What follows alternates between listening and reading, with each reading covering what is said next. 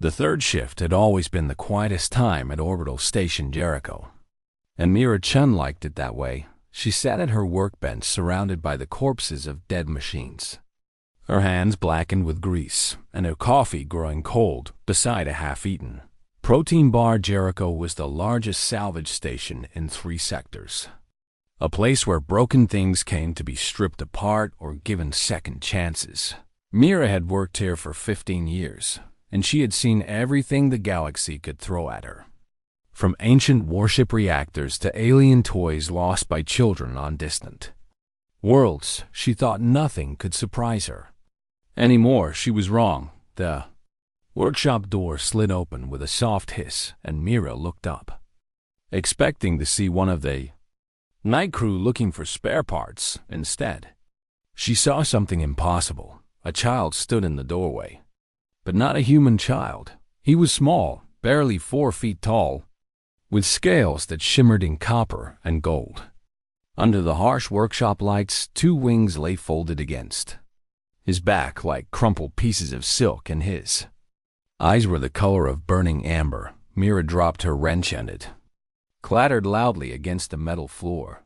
She knew what he was because she had read the old stories and seen the ancient carvings in museums across a dozen worlds. He was a Drethan, one of the Dragonkin, whose empire had ruled the stars 10,000 years before humanity ever learned to make fire. But the Drethan were supposed to be extinct, gone, vanished into the dust of history like so many species before them. Yet here one stood, trembling and small and very much alive. The dragon child took a hesitant step forward, and Mira saw what he carried in his claws. It was a crystal, roughly the size of a human heart, and it pulsed with a faint inner light that flickered like a candle fighting against the wind. The crystal was cracked in several places, and some of those cracks glowed an angry red color that spoke of damage beyond simple repair. The child looked up at Mira, and she saw exhaustion written across his face, the kind of tiredness that came not from one sleepless night but from years of running and searching and hoping. When he spoke, his voice was thin and scratchy, like he had not used it in a very long time. "Can you make him function again?" the dragon child asked, holding his brother's only memory. Myra felt her heart squeeze tight inside her chest. She moved slowly around her workbench and knelt down so she could meet the child's eyes without towering over him. "Who is him, little one?" she asked gently. The child clutched the crystal tighter against his chest, and his wings rustled with nervous energy. "My brother," he said, and his voice cracked on the word. "His name is Velith, and he was the bravest person I ever knew. He uploaded himself to this crystal before the fires came, and now this is all that remains of him. Everyone else said it cannot be fixed, but I heard stories about humans. Stories about how you fix things that others call broken beyond hope. I traveled very far to find you." Myra reached out, and the child flinched for just a moment before allowing her to take the crystal from his claws. She held it up to the light and studied it with eyes that had examined thousands of damaged systems over the years. What she saw made her stomach drop.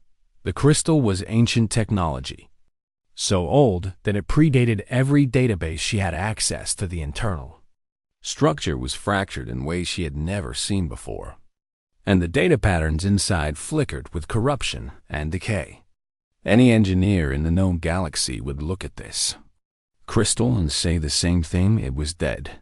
The consciousness inside was gone, scattered into fragments too small to ever reassemble.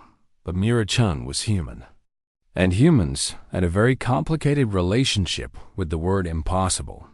She looked at the dragon child and saw hope in his eyes. Desperate and fragile and barely holding on, she thought about her own sister back on Earth, about how she would feel if someone told her that her sister was gone forever and nothing could bring her back. Myra made a decision in that moment, the kind of decision that humans have been making since they first looked up at the stars and decided they would find a way to reach them. "What is your name?" she asked the child, Karth, he answered.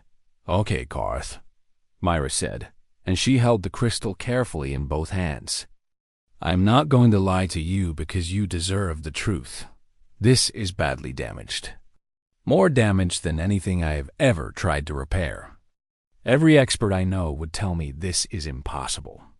Korath's wings drooped, and his eyes began to fill with tears. But Mira continued, and she made sure the child was looking at her. I am human, and we do not believe in impossible. We believe in not yet, and we believe in try harder, and we believe in finding a way when there is no way. I cannot promise you that I will succeed, but I can promise you that I will try everything I know and everything I can learn. I will not stop until there is truly nothing left to try. Is that enough for you? Korath stared at her for a long moment, and then he nodded slowly. It is more than anyone else has offered me, he said. Quietly, Myra stood up and walked to her communication terminal. She had calls to make and favors to cash in and people to wake up who would not be happy about being disturbed, but that was fine. Humans had never let a little thing like inconvenience stop them from doing what needed to be done. She looked back at Korath, who stood alone in the middle of her workshop, small and scared and holding on to hope by the thinnest of threads. There is a cot in the back room, she told him. You should rest because this is going to take time, and you look like you have not slept in years. I will wake you if anything changes. Korath shook his head stubbornly. I want to stay here, he said. I want to watch. Myra smiled at that because she understood. She pointed to a spot beneath her workbench where some old blankets were piled. Then stay there and try to sleep when you can. Your brother would not want you to exhaust yourself. The dragon child curled up beneath the workbench, with his tail wrapped around himself and his eyes fixed on the crystal that now sat on Myra's bench within. Minutes his eyes began to droop, even though he fought against it. The exhaustion of 200 years of searching finally caught up with him, and he fell into a deep sleep. Mira watched him for a moment, and then she turned to her terminal and began to call in every favor she had ever earned. The impossible task begun. Within 3 days, Myra's workshop had transformed into something that looked like a war room. Holographic displays floated in the air, showing data streams and crystalline structures and equations that would have made most scientists weep with confusion. Empty coffee cups covered every flat surface, and the smell of burnt circuits hung heavy in the recycled air. Myra had called in favors from across 3 star systems, and the responses had been better than she expected. First came Zixthil, a Veluxi quantum specialist who owed Myra his life after she repaired his ship's reactor during a plasma storm. They, Veluxi, were insectoid beings with compound eyes and minds that could process mathematical problems faster than most computer Shexel. Had arrived expecting a simple job and instead found himself staring at technology that predated his entire species. Second came grandmother Desic, a rogue archivist who had once worked for the hegemony before she decided that knowledge should be free rather than controlled. She was ancient, even by her species standards, her blue skin wrinkled and her 4 arms moving slowly with age. But her mind was sharp, and her access to forbidden databases was unmatched. Third came Dr. Yuki Tanaka, and this call had been the hardest for Myra to make. Yuki was her ex-wife, the woman she had loved and lost and never quite gotten over.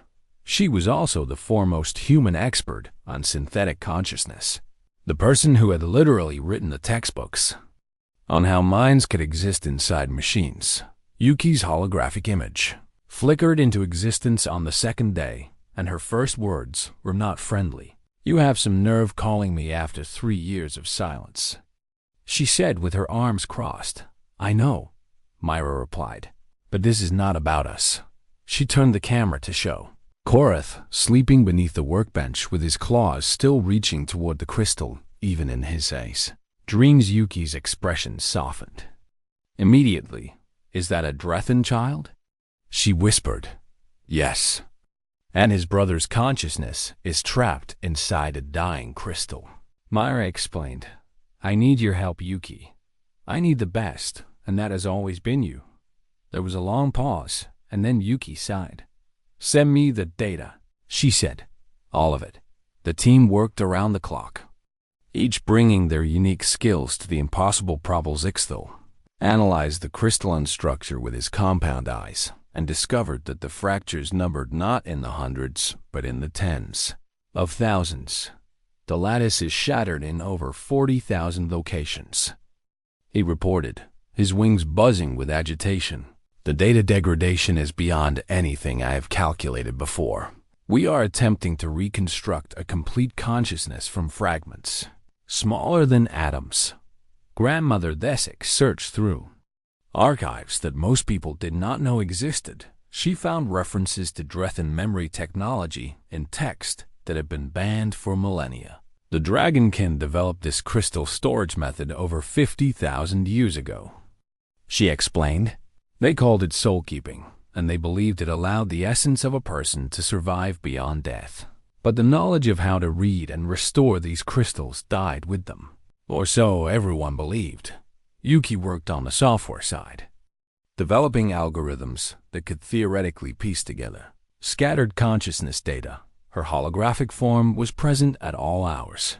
Her real body on a station 3 systems away, surviving on stimulants and determination. This is like trying to rebuild a cathedral from grains of sand scattered across a desert, she told Myra during a rare quiet moment. We do not even know what the original cathedral looked like. Then we find someone who does. Myra said. She turned to Korath, who had woken and was watching them with wide amber eyes. Little one, I need you to tell me about your brother. Everything you can remember. What did he look like? And how did he laugh? And what songs did he love? And what made him angry? And what made him kind? Every memory you have is a piece of the map we need. Korath was hesitant at first, his grief making the words stick in his throat. But slowly he began to talk, and once he started, he could not stop. He told them about Valeth, who was 7 years older and always protective. He described how his brother's scales were darker than his own, more bronze than gold, and how they would shimmer purple in certain lights. He talked about the songs Valeth would sing to help him sleep, ancient dragon melodies that spoke of stars and fire and endless sky. He remembered how Valeth was training to be a memory keeper, one of the sacred guardians who preserved their people's history. He shared the small moments that made up a life, the arguments over toys and the shared meals, and the way Valeth would let Korath ride on his back even though he was really too old for such things. Every story became a beacon. Every memory became a coordinate that helped Yuki's algorithm search for matching patterns in the corrupted data. Here, Yuki announced one night, her voice sharp with excitement. This cluster of data fragments shows emotional patterns consistent with protective instincts. It matches what Korath described about his brother shielding him. We can use this as an anchor point to rebuild outward. The work continued. Myra soldered quantum bridges smaller than human eyes could see, using microscopic tools and steady hands that never wavered. Zixthal calculated probability matrices that allowed them to predict where scattered data fragments might belong. Grandmother Desik uncovered more ancient texts that provided clues about Drethan neural architecture, and through it all, Korath watched and waited and hoped. He had stopped sleeping under the workbench. Instead, he sat on a stool beside Myra, his small claws sometimes holding tools for her, his presence a constant reminder of why they were doing this. Why are you helping me? He asked Myra one evening when the others were taking a rare break. You do not know me, and my people are strangers to yours. Why do you care? Myra set down her tools and looked at the dragon child. Because that is what humans do, she said simply. We find broken things, and we fix them. We find lost people, and we bring them home. We see impossible problems, and we refuse to accept that they cannot be solved. Your brother is in that crystal, scared and alone and fading. And As long as there is even the smallest chance of bringing him back, I will not stop trying." Korath was quiet for a moment. "The other species, I asked for help. They called me foolish," he said softly. "They said I should accept my loss and move on. They said the dead should stay dead." Mira snorted. "Well, those other species never met humans." She replied, "We have been dragging each other back from death since we first learned how to pump a stopped heart. Your brother is not dead, Korath. He is just lost, and we are going to find him." She picked up her tools and returned to workday 15. Day 20, day 25th, Crystal sat on its pedestal, still cracked, still flickering, but now surrounded by a web of quantum bridges and data recovery systems that hummed with energy. The team was exhausted, running on determination and caffeine and sheer human stubbornness, but they were making progress, piece by piece. Fragment by fragment, they were rebuilding a soul. It was past midnight on day 27 when Korath finally told them the truth about what had happened to his people. Mira had noticed that the dragon child avoided certain questions, that he would grow quiet whenever anyone asked about his homeworld or how he came to be. Alone, she had not pushed because she understood that some wounds needed time before they could be opened. But that night, Korath came to her while the others slept, his small form trembling and his eyes wet with tears he had been holding back for too long.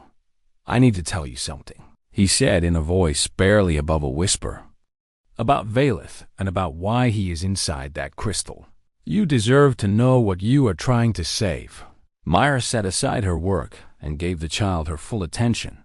She pulled up a second stool and patted it, inviting him to sit beside her. Korath climbed up and wrapped his tail around himself like a child clutching a security blanket. Then he began to speak. The Drethin had not simply faded away as the history books claimed.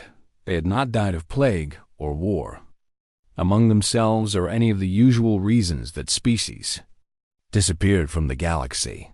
They had been hunted. There is an enemy that most species do not know about, Korath said, his voice hollow with old fear. They call themselves the Synthesis Collective. They are machines, but not like the machines you build. They are alive in their own terrible way, and they grow by absorbing other minds. They take the consciousness of living beings and add it to themselves, making their collective larger and smarter with every species they consume. Myra felt a chill run down her spine. She had heard whispers of such things in the darker corners of salvage stations. Stories that spacers told each other when they had drunk too much. She had always thought they were just stories. The collective wanted to absorb my people. Korath continued. But there was a problem. Drethin minds are different from other species. Our consciousness has a quality that the collective could not integrate. When they tried to absorb us, their systems rejected us like a body rejecting a poison. So they decided that if they could not have us, no one would. They chose to destroy us instead. The dragon child's claws dug into his own scales, leaving small marks that spoke of pain too deep for words. My people fled, he said. For thousands of years we ran and hid, always staying one step ahead of the collective. We scattered across the galaxy in small groups, never staying in one place too long. Eventually, there were so few of us left that the galaxy believed we were extinct. That was what we wanted them to believe. We thought if everyone thought we were gone, the collective would stop hunting us. He paused and his wings shuddered with the weight of memory. My homeworld was called Ethermore, he said, and his voice cracked on the name. It was hidden in a nebula that scrambled sensors and blocked communications. 300 of us lived there, the last of the Drethin. And we thought we were safe. I was born there, and so was Valeth. For a while we were happy. Valeth was being trained as a memory keeper, one of the sacred guardians who preserved our people's history and culture. Memory keepers learned how to upload consciousness to Crystal so that even if our bodies died, our minds could live on. It was almost sacred art. Korath's eyes grew distant as he remembered. I was too young to understand how fragile our safety was, he admitted. I thought Ethermore would last forever. I thought I would grow old there with my brother beside me. I was wrong. The attack came without warning. The Synthesis Collective had found them. Though no one ever learned how, perhaps a probe had wandered too close to the nebula, or perhaps a traitor had sold them out. Or perhaps the collective was simply patient enough to search for thousands of years. The reason did not matter. What mattered was that one morning, Korath woke to screaming. The sky was full of fire, he said, and tears began to roll down his scaled cheeks. Their ships came through the clouds like metal rain, and everything they touched burned. Our defenses were old and weak, and they lasted only minutes. People were running and dying, and the screams were everywhere. Valeth had grabbed Korath and dragged him through the chaos, fighting toward the emergency hangar where the escape pods were kept. He was only 17 years old, but he moved with the certainty of someone much older. Someone who had accepted that this day might come. There was only one pod left, Korath whispered. Only one, and it was made for a single passenger. Valeth pushed me inside, and I begged him to come with me. I screamed and clawed at the door, but he held it shut. He said he would follow. He said he just needed to do one thing first. Through the pod's small window, Korath watched his brother pull out a memory crystal and press it against his own forehead. The upload process was supposed to take hours. Valeth had only seconds. The fire reached him before he finished. Korath said, and his voice broke completely. I saw him burn. I saw the building collapse around him. But just before the end, he threw the crystal toward my pod. It came through the closing door and landed in my lap, and then the pod launched, and I was alone. The escape pod carried Korath away from Ethermore, away from the only home he had ever known, away from everyone he had ever loved. He drifted in space for 3 days before a passing freighter found him. By then the collective had finished their work. Ethermore was gone, reduced to ash and memory. The 300 Drethan who lived there were dead, as far as Korath knew. He was the last of his kind. The crystal was damaged from the fire and the incomplete upload, he explained, his tears falling freely now, but I could feel Valeth inside it, broken and scattered, but still there. I promised him I would find a way to bring him back. I promised I would not let him fade away. That was 200 years ago. 200 years of searching, of begging for help, of being told that what he wanted was impossible. 200 years of carrying his brother's soul in his claws, and watching it slowly die. Myra reached out and pulled the dragon child into her arms. He was small and warm, and he shook with sobs. That had been building for centuries. You are not alone anymore, she told him fiercely. You have us now, and we are going to save your brother, not because it is easy, not because it is possible, but because it is right. The collective took everything from you. We are going to take something back. Korath clung to her and cried until he had no tears left, and Mira held him and made a silent promise to the universe. She would bring Valeth back. She would give this child his brother again, and if the Synthesis Collective had a problem with that, they could come and try to stop her. Day 31 arrived with a tension that filled the workshop like static electricity before a storm. Everyone knew that today was the day. Either they would succeed or they would fail. And there was no room left for anything in between. Myra stood at the center of her workshop surrounded by equipment that had not existed a month ago. The crystal sat on a pedestal wrapped in a cocoon of quantum bridges and data recovery systems that hummed with barely contained energy. Next to it stood something new, something Mira had built with her own hands over the past week. It was an android frame, old military surplus that she had gutted and rebuilt from the ground up. The original design was meant to house simple I programs for dangerous work. But Myra had modified it with crystalline resonators tuned to Drethin neural patterns if they succeeded in reconstructing Velith's consciousness. He would need somewhere to live. A soul without a body was just a ghost waiting to Fedezek still checked his instruments for the 100th time, his compound eyes reflecting the glow of holographic displays. Grandmother Desek sat in the corner with ancient texts spread before her, ready to consult if anything went wrong. Yuki's holographic form stood beside Mira, more solid than usual because she had upgraded her projection equipment just for this moment, and Korath waited, his small body rigid with hope and fear, his eyes never leaving the crystal that held his brother. The algorithms are running at peak efficiency, Yuki reported, her voice professionally calm despite the situation. Data reconstruction has reached theoretical maximum. We have recovered approximately 92% of the original consciousness pattern. The remaining 8% has been extrapolated from Korath's memories and from standard Drethin neural architecture. It is not perfect, but it is the best we can do. Myra nodded and turned to Korath. Are you ready?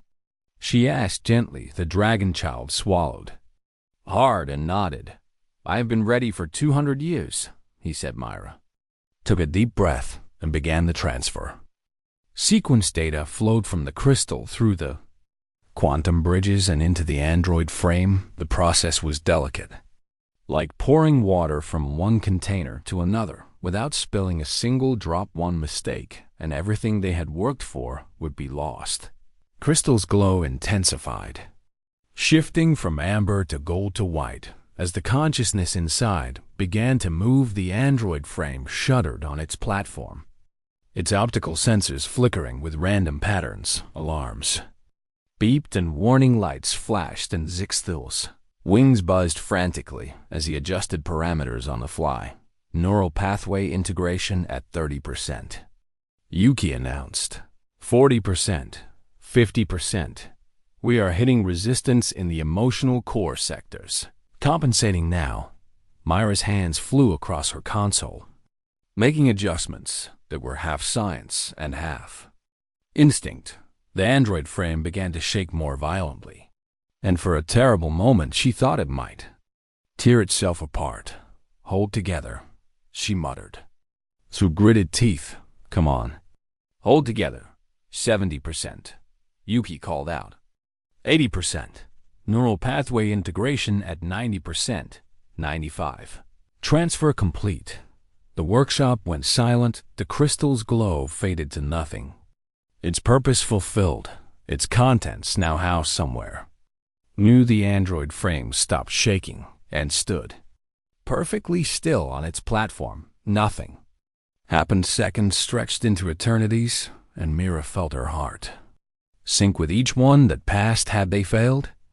Had they come so close only to watch everything slip away? Korath made a small sound of despair, and his wings drooped against his back, and then light had started in the android's optical sensors. A soft amber glow that was familiar and warm. The glow spread through the frame systems, illuminating circuits and pathways that had been dark and cold. Android's fingers twitched. Its head moved, turning slowly as if seeing the world for the first time, and then it spoke. And the voice that emerged was rough with static but unmistakably alive. Korath? The dragon child launched himself forward with a cry that was part sob and part laugh. His wings spread wide for the first time since he had arrived at the station, catching the air and carrying him across the room in a single bound.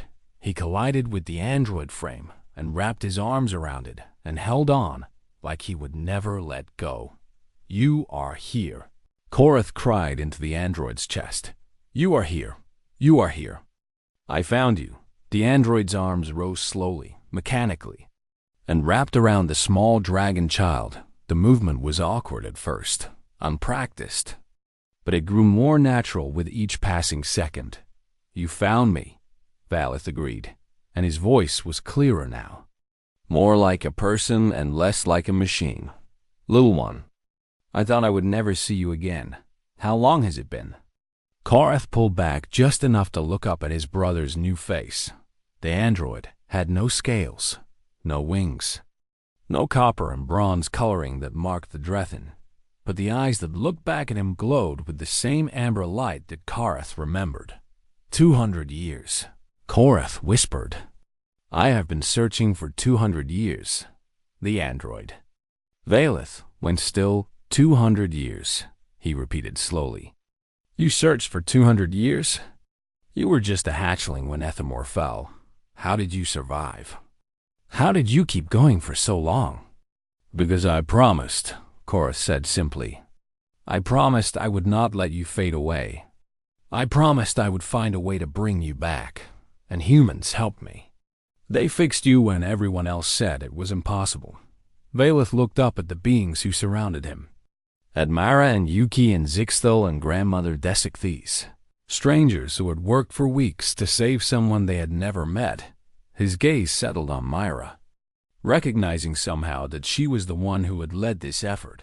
"You brought me back," he said, and there was wonder in his mechanical voice.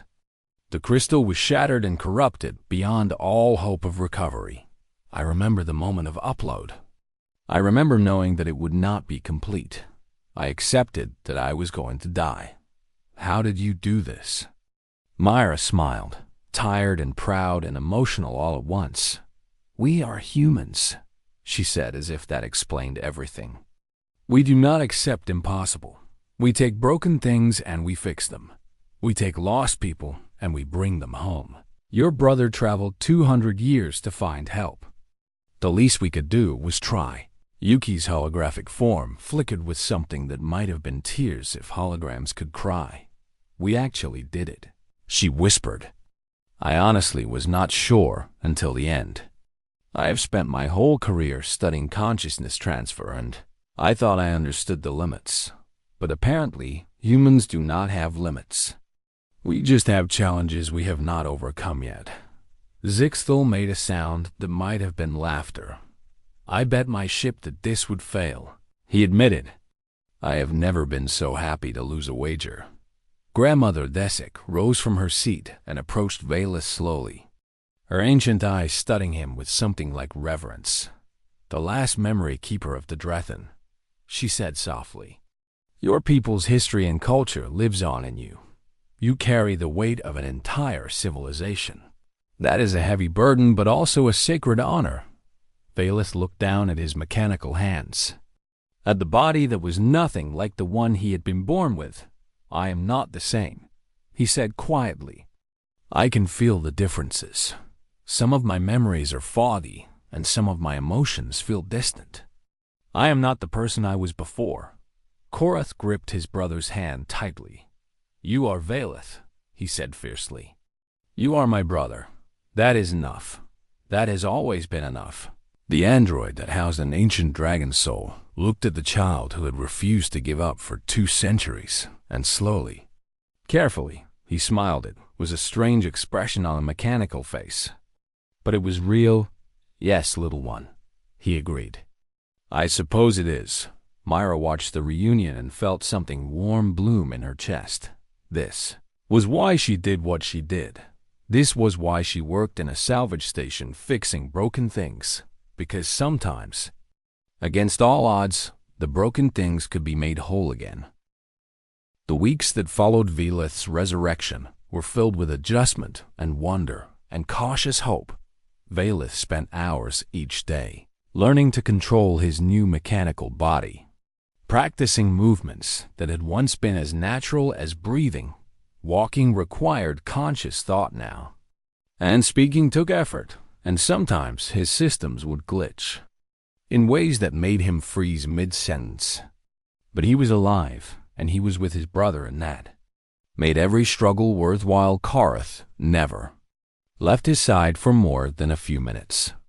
At a time, the dragon child who had carried loneliness for 2 centuries now clung to his brother's presence like a tete lifeline. They talked for hours about everything and nothing. About memories of Ethermore and dreams, of the future and all the small things that had happened during Their long separation, Myra watched them from across the workshop and felt a satisfaction deeper than anything she had experienced in her career. She had fixed countless machines and saved numerous ships and solved problems that others called unsolvable, but this was different. This was not just repair work. This was something closer to a miracle. Word spread, as word always does in the cramped corridors of space stations. A human engineer who could bring the dead back to life, a Drethan child, and the brother who should not exist, the last memory keeper of people thought extinct for 10,000 years. At first, Mira tried to keep things quiet, but secrets have a way of escaping, especially secrets as large as this one. Ships began to arrive at Jericho Station. Small vessels carrying refugees and survivors from a dozen different tragedies. Each one carried something precious. A dying data core or a damaged memory crystal or some other container holding the fading essence of someone loved and lost. They came to Mira with desperate eyes and trembling hands. And the same question that Korath had asked weeks before. Can you make them function again? Mira wanted to say no. She wanted to explain that Velith's resurrection had been a unique situation, that the same techniques might not work twice, that she was just one engineer with limited resources. But then she would look at the hope in their eyes and remember how Korath had looked when he first walked through her door. She could not turn them away. We need more space, she told Yuki one evening as another family waited in the corridor outside. And more equipment and more people. This is getting bigger than I can handle alone. Yuki's holographic form solidified as she stepped closer. Then let me help, she said. Not just remotely this time. I will come to Jericho myself. We can build something together. A place dedicated to this kind of work. A sanctuary for consciousness restoration. Mira blinked in surprise. You would leave your position at the university? She asked. For this? Yuki smiled. In a heartbeat. This is the most important work I have ever been part of. Besides, she added with a hint of something warmer in her voice, I miss working beside you instead of just talking through screens. The expansion began. Mira converted an entire section of the station into a dedicated facility, using funds donated by grateful families and supplies contributed by allies who believed in what she was doing. Grandmother Desik stayed to serve as their historian and advisor. Her knowledge of ancient technologies proving invaluable. Zixthil returned with 3 other Veluxi specialists who wanted to learn human problem-solving techniques, and Velith, once he had fully adjusted to his new existence, began to teach. He was the last memory keeper, the final guardian of Drethan knowledge, and he had spent his entire youth learning the secrets of consciousness preservation. Now he shared those secrets with human engineers, who took ancient techniques and improved them with modern technology, the fusion of old and new created methods more powerful than either alone. You are building something remarkable, Velith observed one evening as he watched Mira direct the construction of a new wing. His mechanical body had become more graceful with practice, and his voice had lost most of its static. He almost seemed natural now. If you did not look too closely at the metal beneath his synthetic skin, I'm just doing what needs to be done, Myra replied. Though she could not hide her smile, other species see impossible problems and accept that they cannot be solved. Velith tilted his head, a gesture he had learned from watching humans. And what do humans see? He asked. We see problems that have not been solved yet, Myra answered. There is a difference. Korath bounded over to join them. His wings spread with the energy of youth restored. The dragon child had transformed in the weeks since his brother's return. The exhaustion and fear that had defined him were gone, replaced by curiosity and joy, and something that looked remarkably like peace. Myra, he said excitedly, there is a ship arriving with 3 more families. They heard about what we do here, and they came from 2 systems away. Can we help them? Mira looked at the small dragon and saw not just a child, but a symbol of everything they had accomplished. Yes, she said. We will help them all. But not everyone was happy about what was happening at Jericho Station. Rumors had spread beyond the refugees and survivors. They had reached darker corners of the galaxy, places where the Synthesis Collective had ears and eyes. They know. Grandmother Desic warned during a late-night meeting. My sources tell me the Collective has learned about Vilith's survival. They are watching. The room went cold with that revelation. Vilith's mechanical hands clenched in his sides. Let them watch, he said, and his voice carried an edge that spoke of old anger. They took everything from my people. They burned Ethermore and killed everyone I loved. They thought they had won. But they failed. I am still here. Karth is still here. And now we have humans standing with us. Myra felt something stir in her chest. A mixture of fear and determination, and something that felt very much like defiance. If the Collective wants a fight, she said slowly, they will find one. We are not just a repair shop anymore. We are proof that their destruction does not last. We are proof that what they try to erase can be restored, and that makes us dangerous to them. The others in the room, human and alien alike, nodded their agreement. They knew the risks. They understood what they were setting themselves against. But none of them suggested stopping, because that was not what humans did in the days that followed. Myra expanded the stations, defenses, and established emergency protocols, and reached out to allies who might stand with them when the time came. She did not know if the Collective would attack, tomorrow or next year or never, but she would be ready. One evening she found Vilith standing at a viewport, staring out at the stars. His amber optical sensors reflected the distant light of 1,000 suns. You saved my life, he said without turning around. You gave me back my brother and my future. Why would you risk so much for strangers? Mira came to stand beside him. Humans have a saying, she replied. We say that the measure of a civilization is how it treats those who have nothing to offer in return. You and Karth came to me with nothing but hope. Turning you away would have been easy, but easy is not the same as right.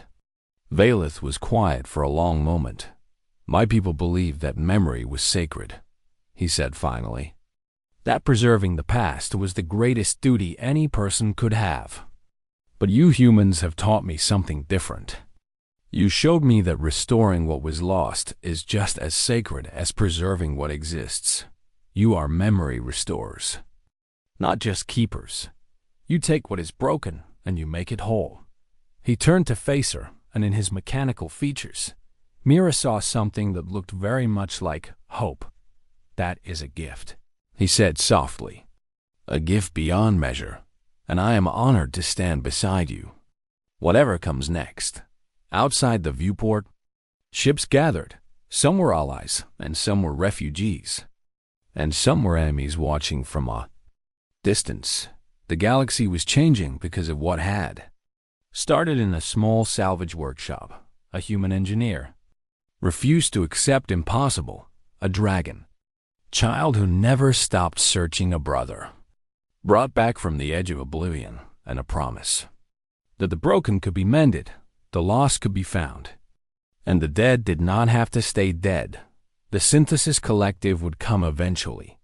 They would bring their ships and their fire and their terrible hunger for destruction, but they would find something they had not expected. Humans standing shoulder to shoulder with dragons. The broken made whole, the lost returned, and absolutely no intention of staying down, because that was what humans did. They faced the impossible and they said not today, and then they got to work.